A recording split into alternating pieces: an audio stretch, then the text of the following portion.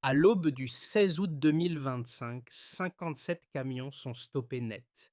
Derrière l'image d'un Burkina Faso souvent dit fragile, l'interception révèle plus de 25 000 fusils AK-47, des armes lourdes et une logistique reliant Libye, Yémen, Lomé et Accra, bien au-delà d'une contrebande ordinaire.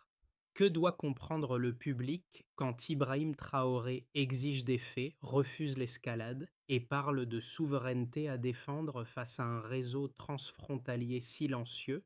Une crise locale devient un test régional.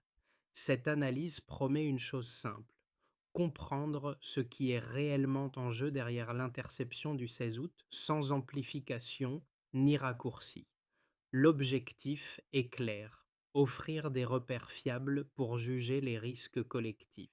En suivant uniquement les faits disponibles, le récit montrera pourquoi cette saisie dépasse l'image spectaculaire des camions alignés et oblige à changer d'échelle d'interprétation.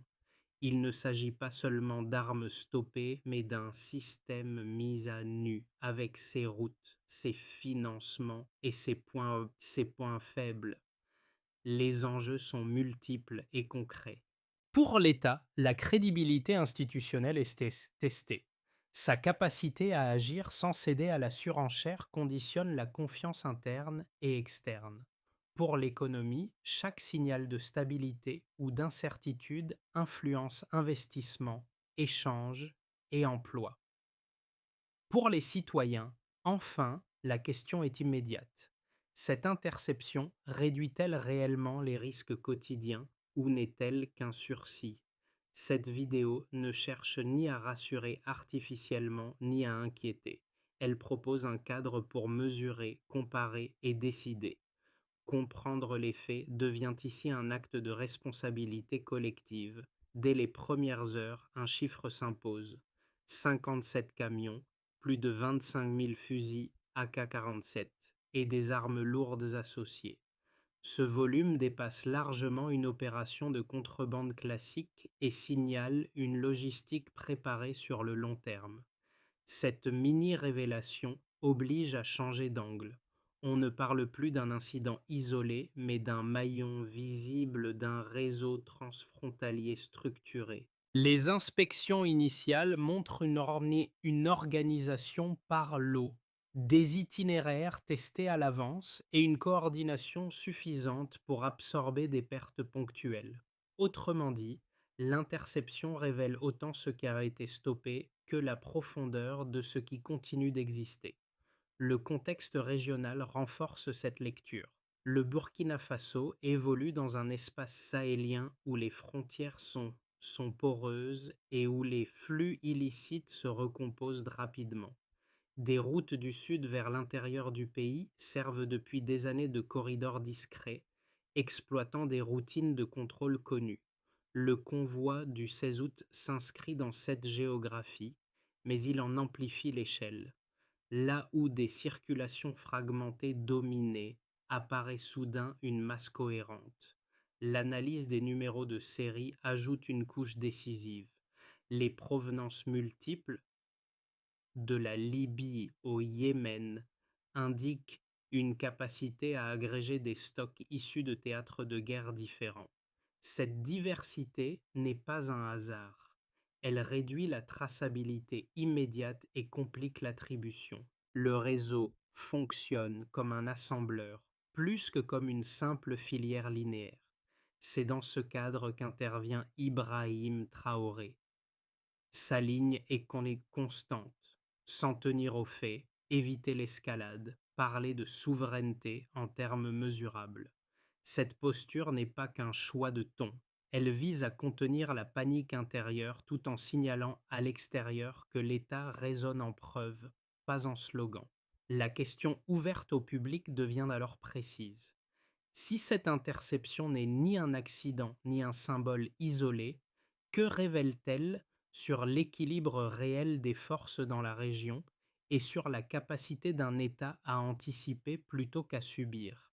Deux figures donnent un visage concret à une opération souvent résumée par des chiffres.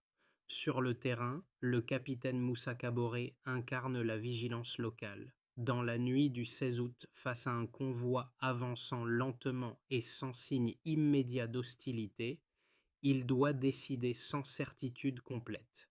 Son choix d'ordonner l'arrêt rompt une routine dangereuse, laisser passer en attendant une preuve parfaite. Ce geste, discret mais décisif, transforme une suspicion diffuse en interception majeure.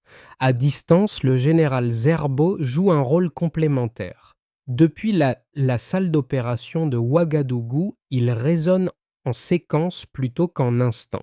Là où Caboret agit dans l'urgence, Zerbo verrouille les corridors, coordonne les unités et anticipe les réactions possibles des chauffeurs et de leurs soutiens. Cette synchronisation rapide empêche la dispersion du convoi et réduit le risque d'affrontement d'armées. L'opération tient parce que la décision locale et la coordination centrale se répondent sans friction. L'impact précoce de ce duo est double. D'abord, il confirme que les institutions fonctionnent en chaîne, du poste avancé au centre de commandement. Ensuite, il modifie la perception interne de la sécurité. L'interception n'apparaît plus comme un coup de chance, mais comme le produit d'une discipline opérationnelle et d'une confiance accordée à l'initiative locale. Ce récit humain éclaire la suite de l'analyse. En mettant l'accent sur des choix individuels plutôt que sur un appareil abstrait, il devient plus lisible pourquoi l'opération a tenu face à un réseau sophistiqué. Une décision locale peut infléchir une trajectoire nationale. Pour comprendre la suite, gardons en tête cette question. Pourquoi ce détail compte-t-il autant pour la suite? Avant l'aube du 16 août, la situation relève encore d'une vigilance sous tension mais routinière. Les postes de contrôle fonctionnent avec des moyens limités, conscients que certaines routes du Sud servent régulièrement de couloirs discrets.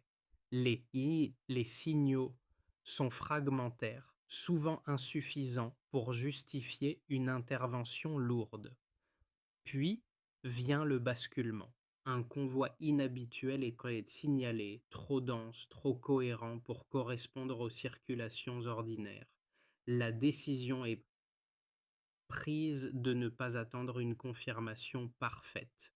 En quelques minutes, le doute devient action. L'activation est rapide et sans effet spectaculaire. Les camions sont stoppés, encerclés, immobilisés. Aucun affrontement, aucune fuite désordonnée. Les premières inspections confirment que la cargaison dépasse tout ce qui avait été anticipé. À cet instant précis, l'événement quitte le registre de l'incident local pour entrer dans celui de la crise nationale. Les chiffres circulent en interne, la nature des armes est identifiée et les premières alertes remontent vers Ouagadougou. Le rythme s'accélère, mais reste maîtrisé. Le point culminant survient lorsque l'ampleur réelle de la cargaison est établie. Fusils, explosifs, armes lourdes, rien n'est assemblé au hasard.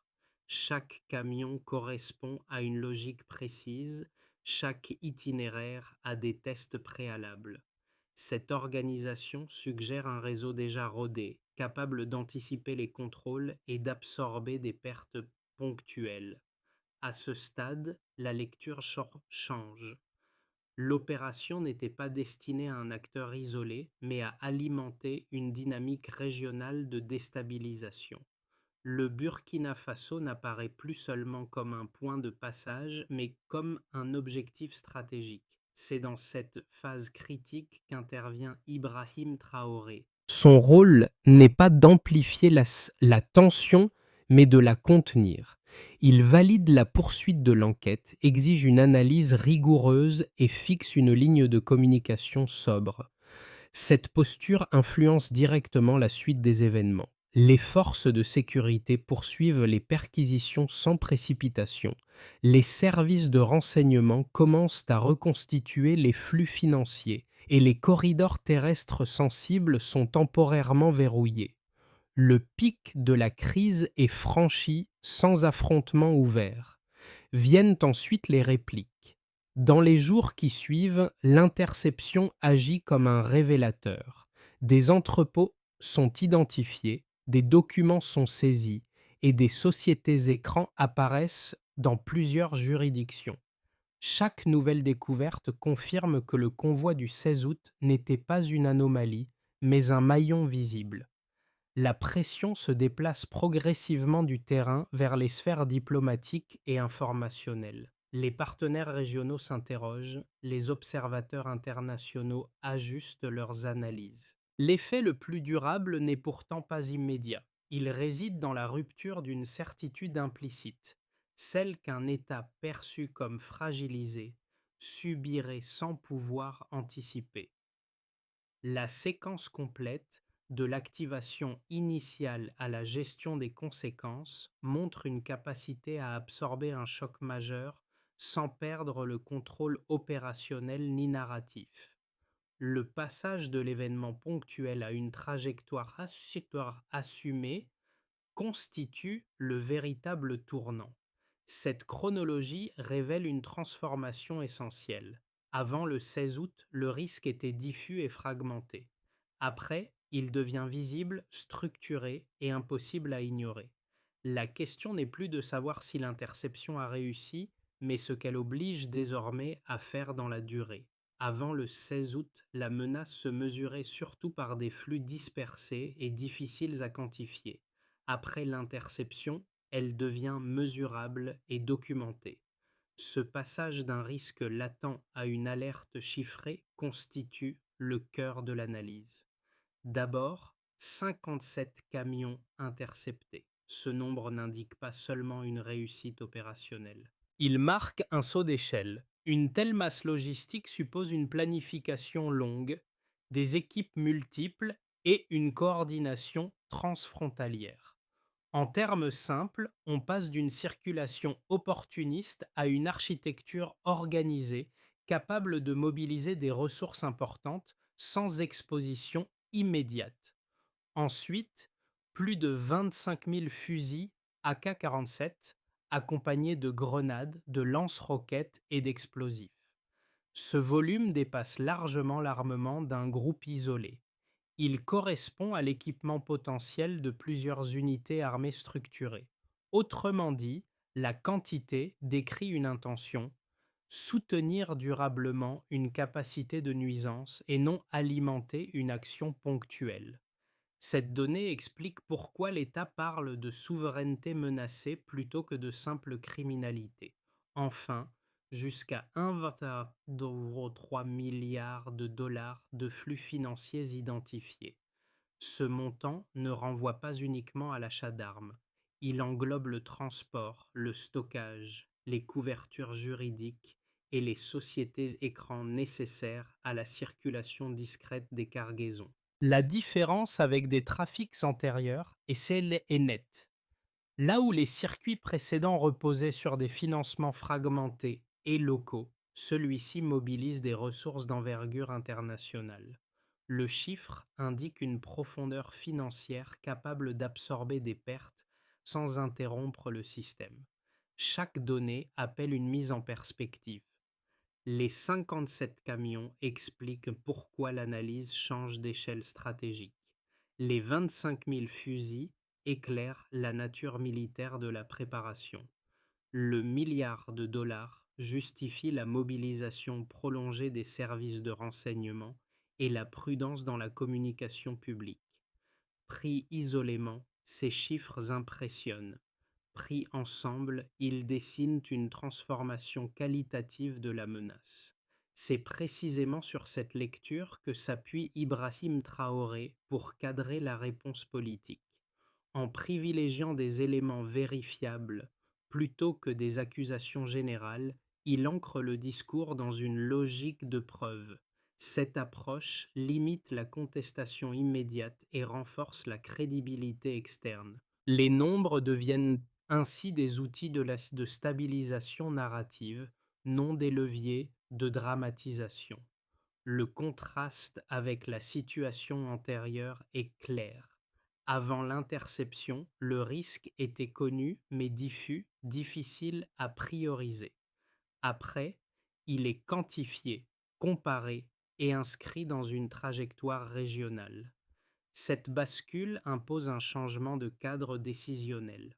On ne peut plus raisonner uniquement en termes de patrouille ou de contrôle ponctuel. Il faut penser en réseau, en financement et en équilibre de puissance. Ces preuves chiffrées ne disent pas tout. Elles ne désignent pas à elles seules les commanditaires, ni les trajectoires futures, mais elles contraignent fortement le débat. Elle fixe un socle factuel à partir duquel toute interprétation doit s'articuler. C'est cette contrainte qui structure désormais les choix à venir et qui explique pourquoi la suite de l'analyse ne peut plus se limiter au terrain sécuritaire. Deux lectures principales s'affrontent autour de l'interception du 16 août, et chacune mérite d'être examinée sérieusement avant toute conclusion. La première, défendue par les autorités burkinabées, voit dans cette saisie la preuve d'une ingérence extérieure coordonnée. Les volumes d'armes, la diversité des provenances et la sophistication logistique indiqueraient une opération pensée pour déstabiliser durablement le Burkina Faso et, au-delà, l'espace sahélien. Selon cette lecture, le pays ne serait pas un simple couloir, mais un nœud stratégique dans une confrontation indirecte où l'armement sert à déplacer des équilibres politiques sans affrontement ouvert. Les chiffres, les itinéraires et les flux financiers identifiés soutiennent cette thèse en montrant une capacité de projection qui dépasse largement des acteurs locaux isolés. La seconde lecture, portée par certains analystes critiques, appelle à davantage de prudence. Elle reconnaît la réalité de l'interception, mais interroge l'interprétation géopolitique qui en est faite. Selon cette perspective, l'ampleur de l'opération pourrait être mise en avant pour renforcer l'autorité de l'État et consolider la cohésion interne dans un contexte de tension. Les sceptiques soulignent que, malgré des indices matériels solides, les preuves disponibles ne désignent pas clairement des commanditaires étatiques. Ils rappellent qu'une crise majeure produit aussi des effets narratifs et que la gestion de l'information peut influencer la perception autant que les faits eux-mêmes. Ces deux positions reposent sur des logiques différentes, mais légitimes. La première s'appuie sur des éléments tangibles: quantité d'armes, routes transfrontalières, montants financiers. La seconde insiste sur une règle centrale de l'analyse stratégique: distinguer entre menace objectivement établie et usage politique de cette menace. Ignorer l'une ou l'autre conduirait à une compréhension partielle, voire biaisée, de la situation. La synthèse la plus robuste combine ces approches. Les données disponibles indiquent bien l'existence d'un réseau structuré capable de mobiliser des ressources importantes et de fonctionner dans la durée. En parallèle, la réponse politique intègre nécessairement une dimension de stabilisation interne, car toute crise de cette ampleur exige un cadrage narratif pour éviter la panique ou la fragmentation sociale. La question n'est donc pas de choisir entre ingérence extérieure et instrumentalisation interne, mais d'évaluer comment ces deux dynamiques interagissent. C'est dans cet espace intermédiaire que se joue l'analyse la plus utile. Reconnaître la réalité de la menace sans surinterpréter ses causes permet de conserver une marge de manœuvre stratégique. Cette posture évite les conclusions hâtives et prépare le terrain pour une gestion de crise fondée à la fois sur les faits et sur la lucidité politique. Ce n'était pas un convoi isolé. Cette phrase change la lecture de toute la séquence. Jusqu'ici, l'interception pouvait être comprise comme une réussite sécuritaire majeure, mais circonscrite. Or, les informations consolidées après les premiers jours d'enquête montrent autre chose. Les 57 camions ne représentent qu'un segment d'un dispositif plus vaste, conçu pour fonctionner par redondance. Le réseau semblait préparé à perdre une partie de ses cargaisons sans interrompre sa logique globale. Un détail souvent négligé éclaire ce basculement. Les itinéraires empruntés correspondaient à des corridors déjà utilisés, avec des variantes mineures. Cela signifie que le système testait ses propres limites, ajustant ses routes en fonction des réactions locales. L'interception n'a donc pas mis fin au schéma, elle l'a exposé. À ce stade, la posture d'Ibrahim Traoré prend une signification nouvelle. Son insistance sur la méthode, la durée et l'absence de triomphalisme ne relève plus seulement de la communication. Elle traduit la reconnaissance d'un problème profond, adaptable, qui ne se résout ni par un coup d'éclat, ni par une annonce rapide. Le véritable tournant est là. L'enjeu principal n'est pas ce qui a été arrêté, mais ce que cette arrestation révèle sur la structure adverse. La crise bascule d'un événement ponctuel vers une confrontation de systèmes. À partir de ce moment, chaque décision future doit viser non la réaction immédiate, mais la perturbation durable d'un réseau conçu pour survivre au choc. Les effets de l'interception ne se répartissent pas de manière uniforme. Ils se déclinent différemment selon les acteurs, chacun faisant face à des conséquences immédiates et mesurables. Pour l'État, l'impact est d'abord institutionnel. À court terme, l'appareil sécuritaire reste sous pression avec des contrôles prolongés et une mobilisation accrue du renseignement. Cette intensité a un coût budgétaire, mais elle renforce aussi la crédibilité de l'action publique. La gestion factuelle de la crise, soutenue par Ibrahim Traoré, stabilise le discours officiel et limite les fractures internes. À moyen terme, l'interception devient un levier diplomatique utilisé pour exiger une coopération régionale plus étroite, au prix d'une exposition internationale accrue. Pour les entreprises, l'effet est ambivalent. Le choc initial entraîne de la prudence. Certains investissements sont différés, les coûts logistiques augmentent avec les contrôles renforcés. En parallèle, la démonstration d'une capacité de coordination sécuritaire rassure une partie du secteur privé local.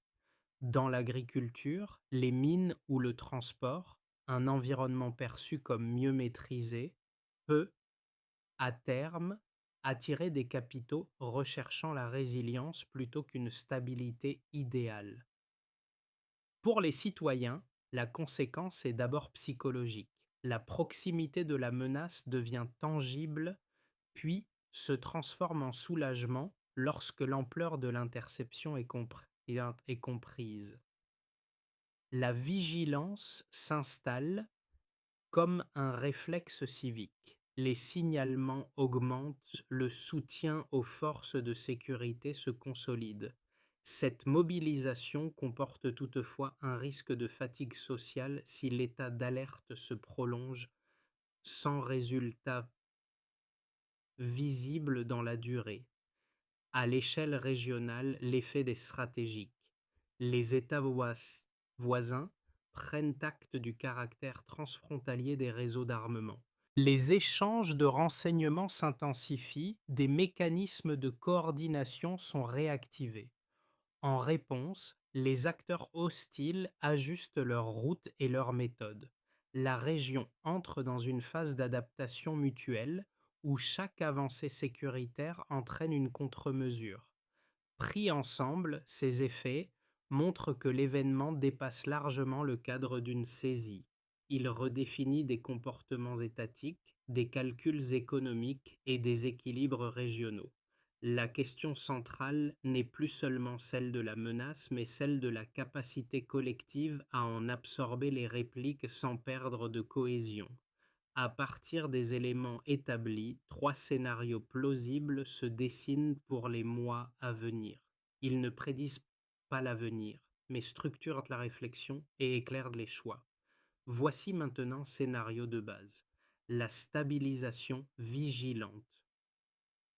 Dans cette trajectoire, le Burkina Faso maintient un niveau d'alerte élevé sans basculer dans l'escalade.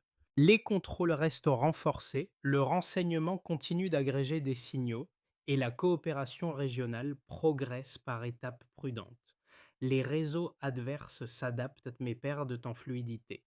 Si ce scénario prévaut, la sécurité s'améliore lentement, au prix de coûts opérationnels durables. L'enjeu central devient l'endurance, tenir dans le temps sans épuiser les ressources institutionnelles ni la patience sociale. Voici maintenant scénario optimiste, le renforcement stratégique. Ici, l'interception agit comme un catalyseur. Les États voisins intensifient réellement les échanges d'informations, des accords opérationnels ciblés sont consolidés et les corridors logistiques illicites se fragmentent. La crédibilité acquise facilite des partenariats sécuritaires et économiques plus sélectifs. Si cette dynamique s'installe, la pression sur les réseaux d'armement augmente plus vite que leur capacité d'adaptation. Le bénéfice secondaire est politique. L'État peut réinvestir une partie du capital de confiance dans des priorités économiques, réduisant la perception de risque à moyen terme. Voici maintenant scénario pessimiste, l'étau extérieur. Dans ce cas, la réaction des réseaux hostiles est rapide et indirecte. Les routes se déplacent, les financements se dissimulent davantage et la pression informationnelle s'intensifie. Des tensions diplomatiques apparaissent accompagnées de contraintes économiques. Si ce scénario domine, la sécurité devient plus coûteuse et plus complexe à maintenir. L'État doit alors arbitrer en permanence entre fermeté et ouverture, sous peine de voir s'installer une fatigue institutionnelle. Un cadre de lecture simple aide à naviguer entre ces scénarios. Si la coordination régionale progresse plus vite que l'adaptation des réseaux, la trajectoire se rapproche du scénario optimiste. Si l'inverse se produit, le risque de l'étau augmente. Cette grille n'impose pas de choix, mais elle rappelle une idée essentielle. Conserver l'initiative stratégique compte autant que la capacité à réagir. À ce stade, la crise ne se lit plus seulement à travers des décisions étatiques ou des chiffres agrégés. Elle touche des groupes concrets avec des effets distincts selon leur position dans la société. Pour les citoyens ordinaires, l'impact est d'abord perceptif et quotidien. La sécurité cesse d'être une abstraction lointaine pour devenir une réalité tangible, visible dans les contrôles, les messages de vigilance et les discussions publiques. Cette proximité peut renforcer le sentiment d'appartenance et de responsabilité collective. Elle exige toutefois un effort constant d'explication afin d'éviter la lassitude ou la méfiance. Un geste simple consiste à maintenir une information claire et cohérente reliant les mesures prises à leurs objectifs réels. Pour les acteurs économiques locaux, l'effet est sans les plus contrastés. Certains subissent une contrainte immédiate liée au délai, aux coûts supplémentaires et à l'incertitude. D'autres perçoivent une opportunité à moyen terme. Un environnement mieux surveillé peut réduire certains risques informels et rééquilibrer la concurrence. Une adaptation pragmatique consiste à privilégier des partenariats locaux et des circuits logistiques plus courts, moins exposés aux perturbations transfrontalières. Pour les jeunes et les communautés engagées, la crise devient un vecteur de mobilisation civique. Les questions de souveraineté, de sécurité et de responsabilité collective prennent une place accrue dans les écoles, les associations et les espaces de débat. Cette dynamique peut nourrir un engagement durable si elle est accompagnée. Des initiatives modestes, comme des programmes d'éducation civique ciblés, peuvent transformer l'inquiétude en participation constructive. Ces différents angles rappellent une réalité centrale. La gestion de la crise ne repose pas uniquement sur des décisions prises au sommet. Elle se joue aussi dans la capacité à relier l'événement aux expériences vécues. Lorsque chacun comprend où il se situe dans l'équation, la résilience collective cesse d'être un mot abstrait et devient une pratique partagée. À partir des enseignements tirés de l'interception du 16 août, une trajectoire d'action progressive se dessine. Elle vise moins l'effet immédiat que la construction d'une capacité durable, capable de résister à l'adaptation des réseaux adverses. Pour commencer, sécuriser les corridors sensibles. Les forces mixtes, militaires et douanières concentrent leurs efforts sur les routes identifiées comme récurrentes. L'objectif n'est pas de tout contrôler, mais de réduire les angles morts. Le critère d'évaluation n'est pas le nombre d'interceptions spectaculaires, mais la détection plus précoce des flux anormaux. Ensuite, unifier le renseignement. Les informations issues du terrain, des enquêtes financières et des analyses logistiques doivent converger dans un cadre commun. Cette centralisation réduit le délai entre signal faible et décision opérationnelle. Ibrahim Traoré insiste sur ce point, car la rapidité devient un avantage stratégique face à des réseaux capables de se recomposer rapidement. Le succès se mesure ici par la cohérence des réponses, non par leur visibilité publique.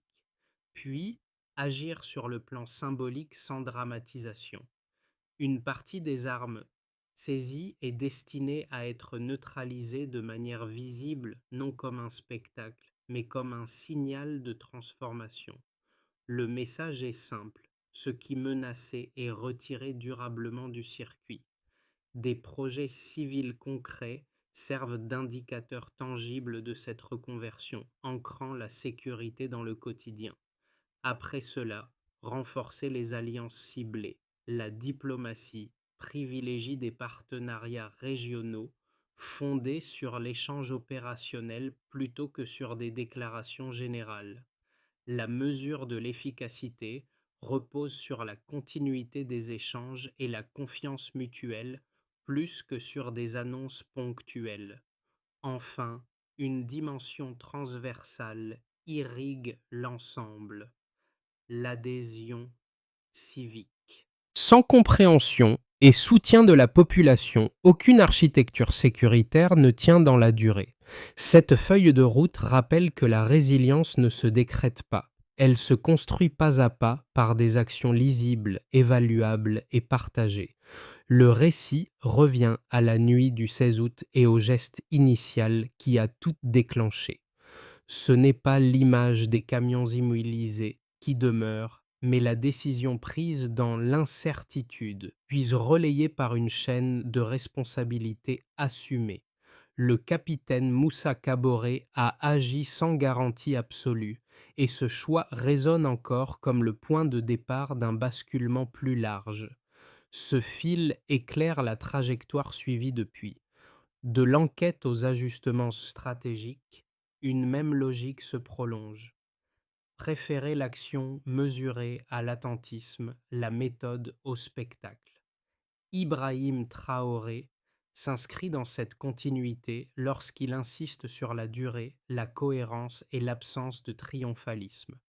La souveraineté n'apparaît plus comme une déclaration, mais comme une pratique quotidienne, faite de décisions répétées et assumées. L'émotion qui s'impose n'est pas celle de la peur, mais celle d'une lucidité collective.